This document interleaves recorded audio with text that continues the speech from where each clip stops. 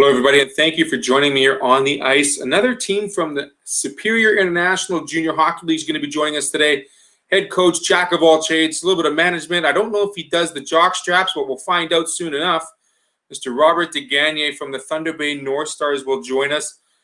He's going to discuss with us the ending of last season as well as how he's been able to prepare for this upcoming year. Looking forward to November start with the SI and the teams in Canada for sure. We'll also talk about their potential rivalry with the new team from Cam River just across the way. So we'll see if some rivalries will occur. We'll see if there are some bitterness perhaps with some of the teams, but we all are looking forward to the beginning of hockey and the return of hockey in the SI. Please welcome on the ice, Robert DeGagne.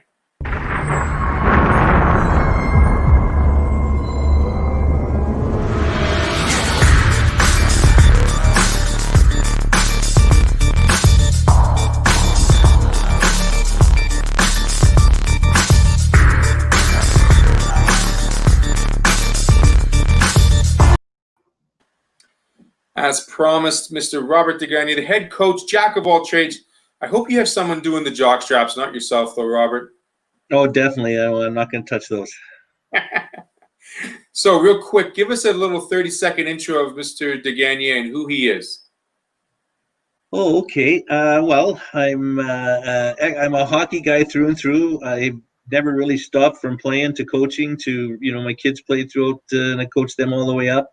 I have 3 boys. I have a wife who's very understandable with, being part of hockey all my life.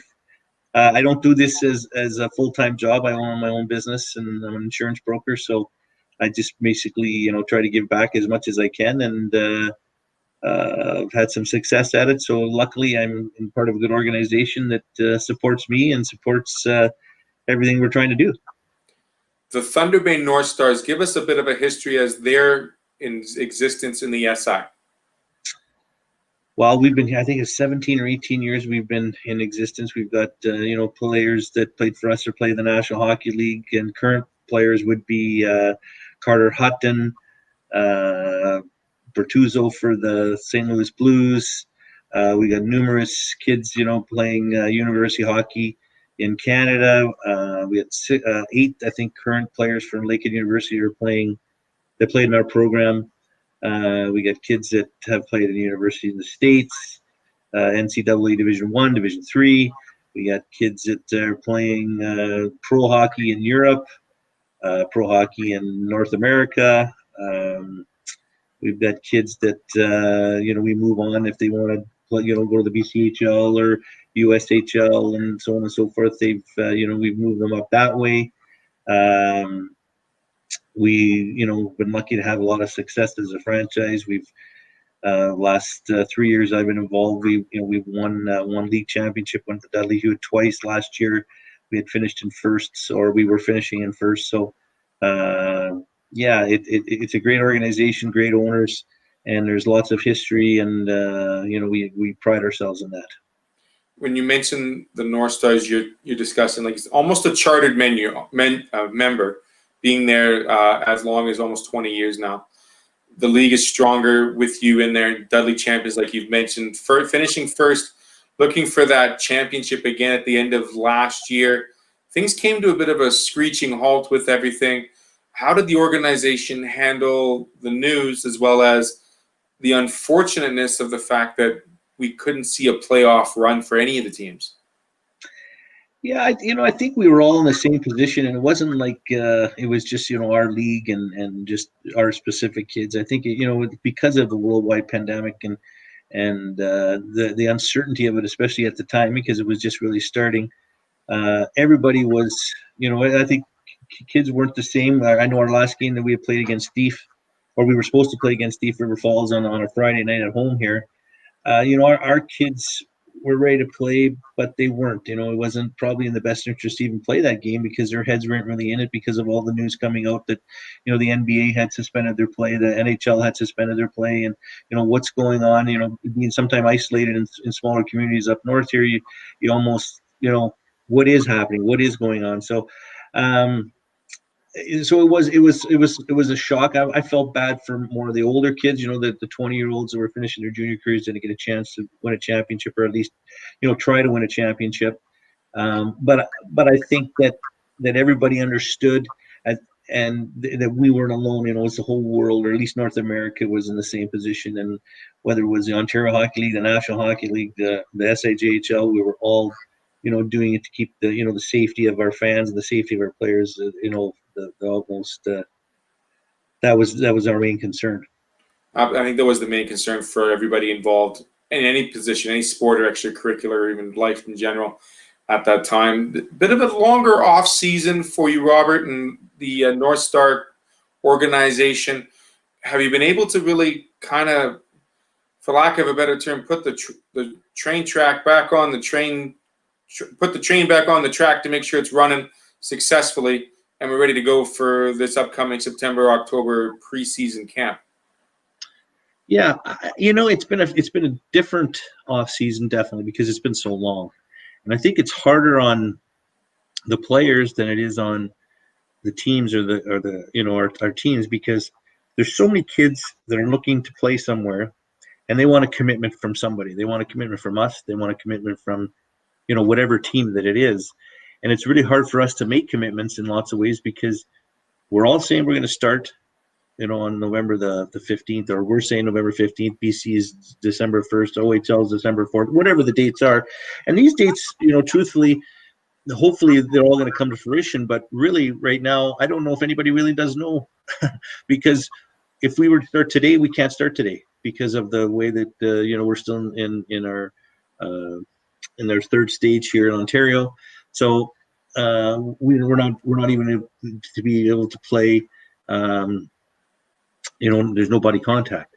They're allowed 20 kids and 20 participants on the ice at one time. Only 50 people can belong to a league. So we can't even play. So, that has to all change between now and November for us to run the program. So we're going at it like business as usual. So we're trying to sign guys, and we have signed guys, getting back a lot of our guys from last year, our returning players. And we're going to set a time here as soon as our facilities allow us to go in and have a camp or a training or a trial like we can. So it's business as usual, but it's not business as usual.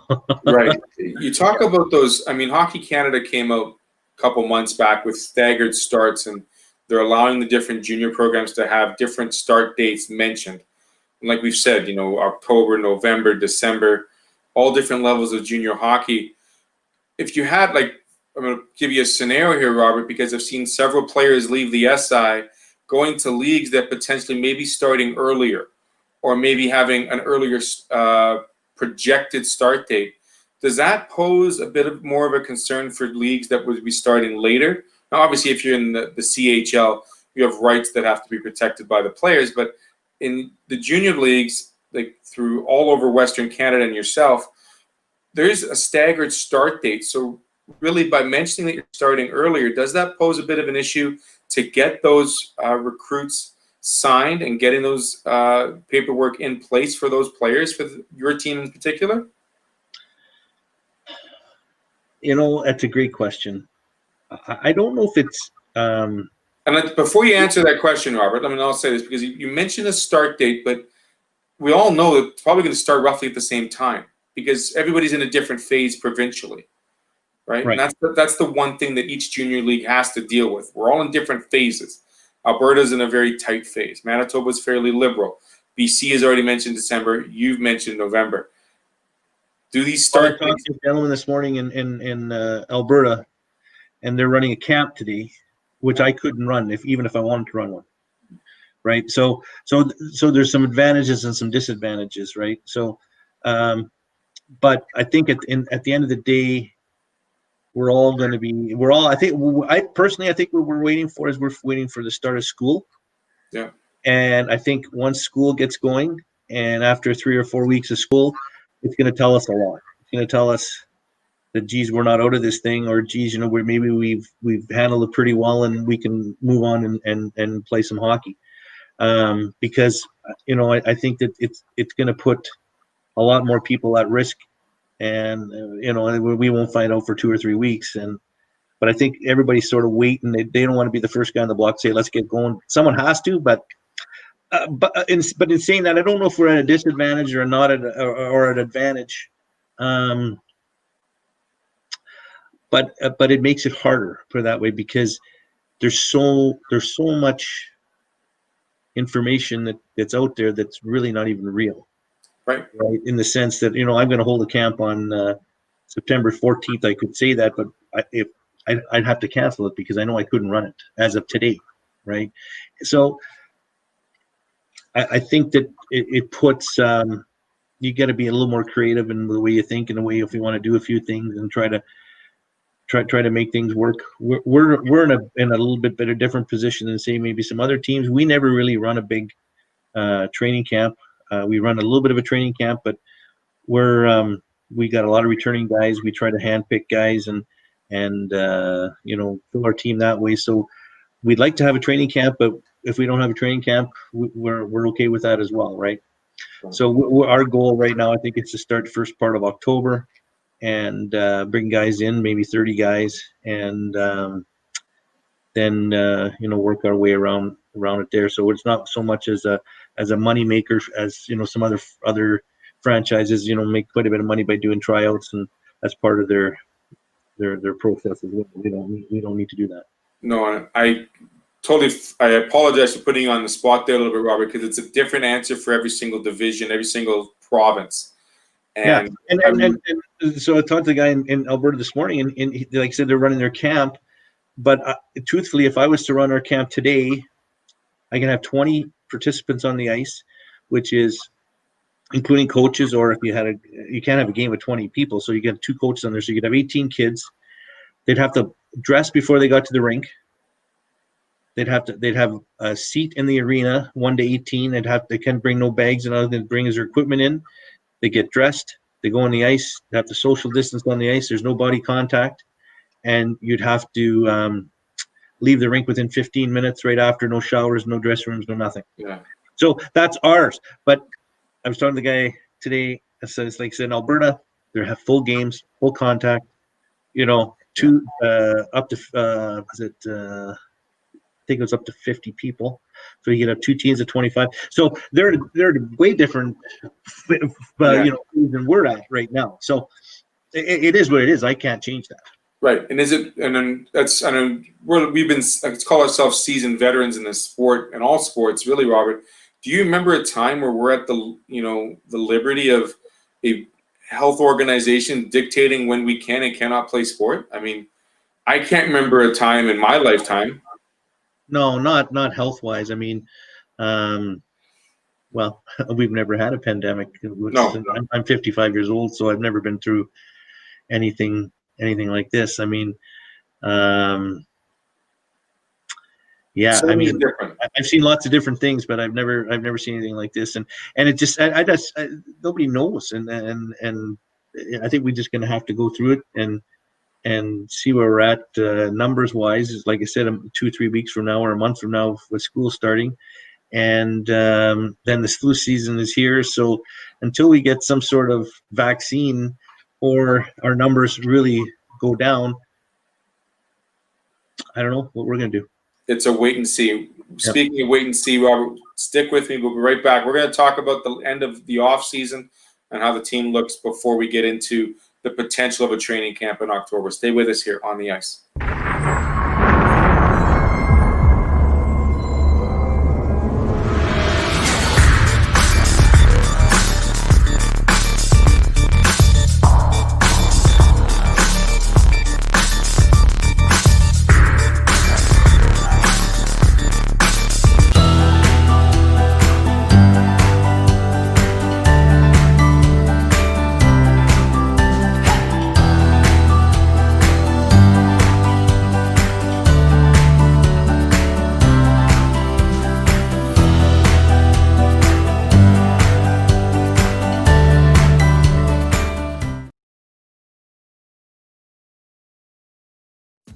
At Super 8 Winnipeg West, we have your comfort in mind with free Wi-Fi and free daily Superstart breakfast. We also have guest laundry facilities, a state-of-the-art fitness center, and a jetted hot tub. Sleep well in a spacious guest room equipped with plush new bedding, a 50-inch flat-screen HD TV, microwave, mini refrigerator, and Keurig coffee maker. Or book a suite with a kitchen, ideal for extended stays. Super 8 Winnipeg West, located just inside the perimeter on Portage Avenue. Back with Robert DeGagne, the head coach, managerial duties, we'll call it, with the Thunder Bay North Stars.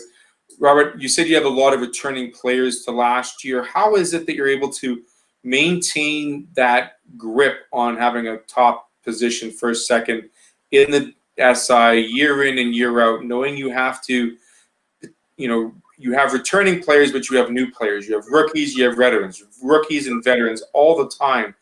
How are you able to balance that within the organization? Well, that's probably the biggest challenge every year is to balance, because you have to have a good mix of young and you have to have a good mix of older kids, because what happens is you get older kids in our leagues, across Canada, having a 20-year-olds or whatever we're allowed. Sometimes that's not always a healthy thing, because the 20-year-old is different than a 16-year or 17-year-old. Their maturity level, the way that they think, the way that they act, the way that they just everything about them, right? So you have to have a good group of older kids. And we've been very fortunate, for the last 3 years to be able to, to build a culture among our older kids that really translates or they can, groom the younger guys, right? So we try to have a good mix of, 20-year-olds is great, but if we have less, that's fine too. We want good quality kids. We want good quality, people, really. The hockey players, it's always important if they're talented. But if you give me a good kid, I'd rather take the good kid over the good hockey player, because you can manage them. They'll work for you. It just builds a way better environment for us. So we've been very lucky to attract some really good kids at every age group. And we've also been fortunate that we've been able there's a good midget program in town here, the Triple E Thunder Bay Kings. They've developed a lot of good players, so we've been fortunate to get a lot of kids from Thunder Bay. And we run a little different program in the sense we have a lot of kids already going to university and going to school here. So if a kid wants to play hockey, go to university, he can do that in our program, where a lot of other programs don't do that because the kids practice during the day. But we practice at night. We sort of build our program around that a little bit. It's going to be a little harder for us moving forward a little bit, because we do have some competition now that you mentioned earlier on with the Fightin Walleye, and they're going to get some kids that we usually would get, and so they're going to get some, we're going to get some. So it's going to be a little harder to recruit, but we've spread our wings, I guess you could say, and we're looking different places for players, and like I said, we want good quality kids overall. That's really what we're looking for. You mentioned the good quality, the balance of a player on and off the ice is crucial, especially if they're not from the geographical area or they're looking to spread their own wings to get into college hockey, university education, as well as playing junior hockey at the same time. It's definitely a balance and time management for kids, no doubt. I've done it myself. It's interesting, and it's difficult to make sure you keep an eye on it. I'm going to ask you to go back in the Wayback Machine, Robert, and remember the first day you did your recruiting or you started looking and scouting players to today. Compare what you would have done back in the day, going to every single little rink, and the technology advancements that have helped you review players. Obviously, you'd still like to look at them firsthand, but the video and the technology that's available to you to help, like you said, handpick more of a team for you in Thunder Bay. How has that changed? Well, just a video in general, right? Our hockey TV, and we're able to break down our game between periods of games now, and we can look at statistics of players that we never had those statistics before, and time on ice, time with the puck, without the puck, just there's all kinds of things that the technology brings. But really, what it is that I can look at a kid in British Columbia or Newfoundland and watch him on the ice. Now, the only thing, you can say, well, geez, that doesn't look good or looks bad or whatever it is, but you can see how he is amongst his peers. So if, say for example, you're playing and you're doing something that's, extraordinary against that same level, you know that kid is going to be good, or you can see his skating skills, or the way he turns, the way his first pass is from the point, or you can see those things where before you rely on relationships that you had built over the years with different guys around the country, that geez, how's Johnny doing, like what kind of player is Johnny. Nowadays you can still have those contacts, but you can also look at Johnny and say, geez, he doesn't look as good as you said he was, or he's maybe better than you said he was. So we're definitely an advantage. It makes it easier. We don't have to go and travel and feel near as much of it. We still like to do it, but it just, you time wise, you only get so many hours in the day, and also, you travel, your costs have gone down as well. So, technology, the advancement in the game is for scouting, it's phenomenal. And not only scouting, players, but scouting your opponent when you're playing them, or just on your own players alone. The feedback that you can give your kids through hockey TV.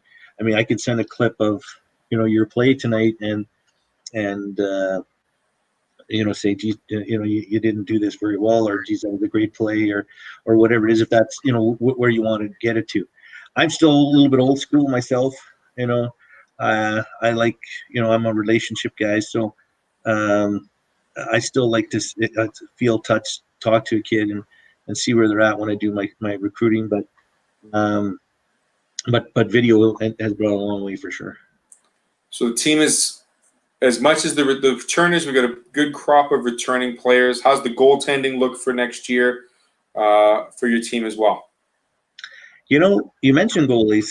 It's amazing when you go to recruit, there is a ton of goalies out there because every team only has 2 goalies, maybe 3 at the most, right? So there's always a goalie looking for a job. But we got, we had 3 goalies on card last year, and we got all 3 coming back.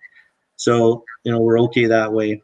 We got a good group of returning players. I'm just looking on my list here. We've got 1, 2, 3, 4, 5, 6, 7, 8, 9, 10,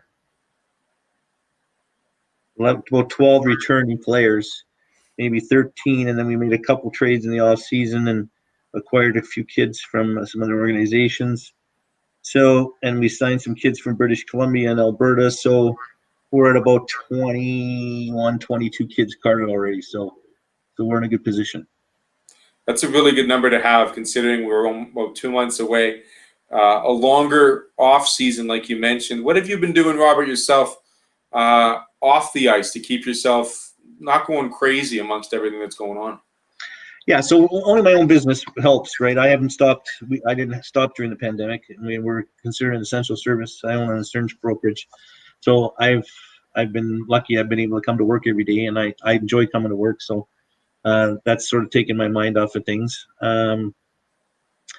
I like to golf, so I do a lot of golfing, and we have a cottage or cabin or camp or whatever you want to call it. So enjoy that on the weekends, and I got 3 kids and wife. Everything, life really hasn't changed all that much for me. My family has a little bit because they're all working from home, but myself, it hasn't changed too much. So we said camp might start for you, training camp, somewhere in October, considering the dates don't change and we have some sort of phases increase the number of participants. What else could we look forward to within the North Stars organization before regular season really starts? Is there any big names or big updates that we can give the fans or the town what's going on? Well, we got I know there's a big draw coming up here in the next month here. We had a cabin or cottage raffle, won a $250,000 prize that was raffled off with some property on the lake that's going to be done here very shortly. So that's great news. We're very excited to start the season. We're going to be starting training, and we're just verifying our dates now. But first part of October, we'll run probably a month to 6 weeks of practices before we start in November. We got a really good crop of players coming back, and we think we've done a decent job of recruiting this year. So hopefully we can get into the season with a good start and hopefully defend our title. Considering the season will start later, is it going to run later, or have we decided on a shorter? I think it's going to be a shorter schedule. I think it's going to be a 40. I think it's a 42 or 44 game schedule. There's probably going to be a few teams in our league that probably won't be able to, right? Because we have American teams where you have 2 teams. So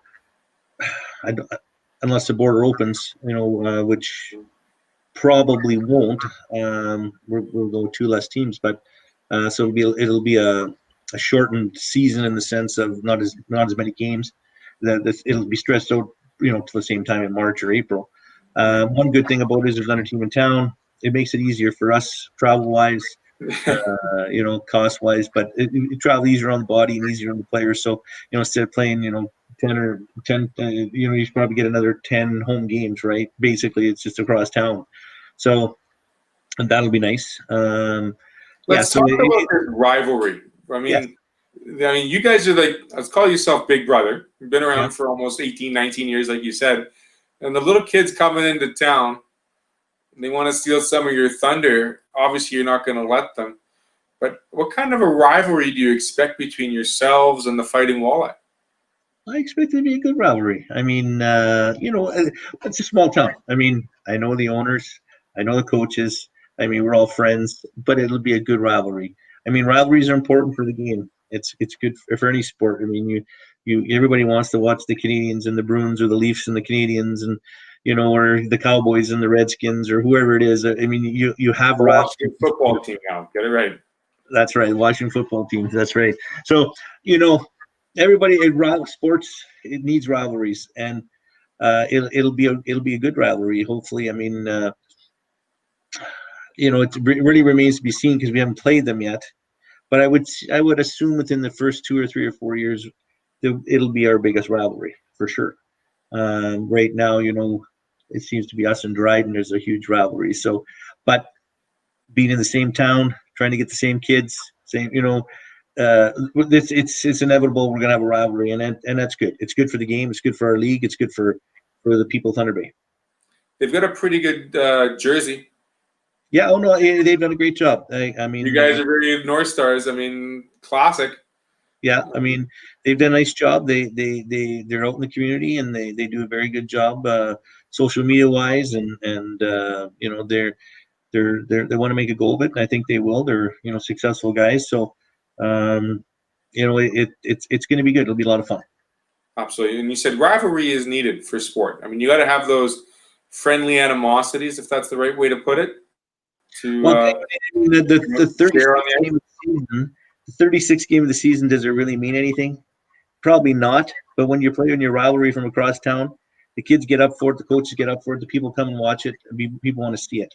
Whether Absolutely. It's the 3rd game or the 36th game, if it's a rivalry, right? And you want rivalries, you need rivalries. So it's we're looking forward to it, and I hope they're looking forward to it as well. You think when fans are allowed back in the rinks, you think there'll be like a drawing of the Red Sea between the North Stars fans and the Walleye fans, or do you see them intermingling? Do you see like a bit of like a border put up saying this is our space and this is your space, and then we're gonna go at it, and you have your North Star crazy fans behind the Walleye bench and vice versa? I hope so. No, I don't know. It remains to be seen. I mean.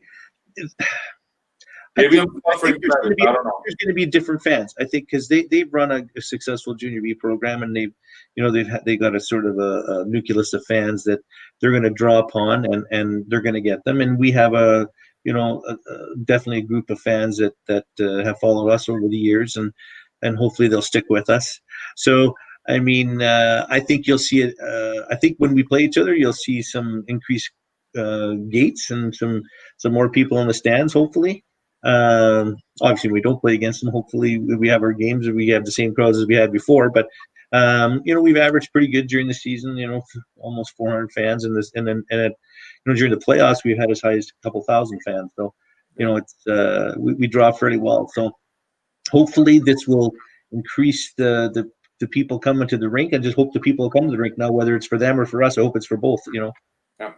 I hope they have the choice. That's the bottom line. If they choose to come to the rink, they can go ahead and support their team, which is the most important thing. Support is key. Getting the fans in the stands is key for organizations to survive financially as well. We all know. Yeah, I think we'll be surprised. I you know, being in business in our community, you know, the people have really supported the local businesses during this whole pandemic, and it's amazing how, I mean, there's obviously some businesses that aren't, you know, that are hurting, you know, probably in particular restaurants kind of thing, but there is some businesses have really, you know, they've been extremely busy because of the pandemic too, because people aren't going over to town shopping and doing this and doing that. They have to stay home. They're not traveling. They're not holidaying. They're spending more money here. So, you know, hopefully that'll translate into more people coming to support local hockey. And I think that, you know, we have a good product and we put on the ice and they can come and support us and you know, support the Walleye as well. So, I mean, it's important for our community that and the people that get behind our programs and behind junior hockey, or it won't survive. And so far, it's been great. So hopefully, we continue to be the same and if maybe better. Absolutely. Last question I'm going to ask you before I let you go, Robert. This is a general question, but more towards the North Stars organization. When it comes to your organization and the small town that it is in, how imperative is it to have it functioning and sustainable to provide not only a bit of a release or escape for a community, but just to know that you've got your fans, your town supporting what you're putting on the ice and it's a good product? I think it's really important, especially, you know, when people are hurting maybe financially or you know, they're not sure of what's around the corner. You know, everybody takes, you know, what's going on differently. So it's important that we have a release and some, you know, people can come out and enjoy the hockey. It's important for us to be a big part of the community, and we enjoy that. We try to get our players involved in it. We're going to try to keep them involved in it as much as we can, you know, under the social distancing and the guidelines set out, you know, for us. We're very blessed here in Thunder Bay. We've got not only great, you know, professional hockey players, you know, with you know, the Matt Murrays and the Stalls, and you know, we've had a lot of success with some Stanley Cups lately. But we've got great university hockey in Lakehead University. You know, they're a first-class organization. Ourselves, Thunder Bay Kings Midget organization is a first-class organization, and you know, so far the Walleye have done a great job, and I'm sure that they're gonna, you know, follow in the footsteps of everybody else and be great as well. So, you know, we're blessed with a lot of good hockey in our community, and we'll continue to try to put on a good show and a good product for everybody. And it's important for us to go out and get good quality individuals so that they can continue to, you know, deliver our message and live in our culture and have some success. So. Couldn't have summed it up any better. Robert DeGagne, the head coach of the Thunder Bay North Stars. Thanks for joining me today. I really appreciate the insight of what's going on in Northern Ontario, Superior Ontario hockey.